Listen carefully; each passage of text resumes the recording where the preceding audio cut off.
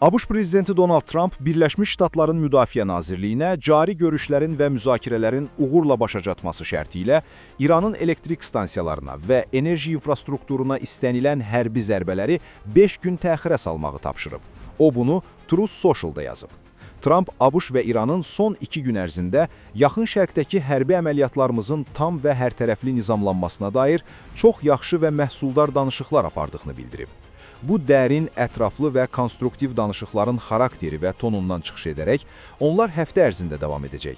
Mən Müdafiə Nazirliyinə İranın elektrik stansiyalarına və enerji infrastrukturuna qarşı hər hansı hərbi zərbələri 5 gün ərzində təxirə salmağı tapşırdım.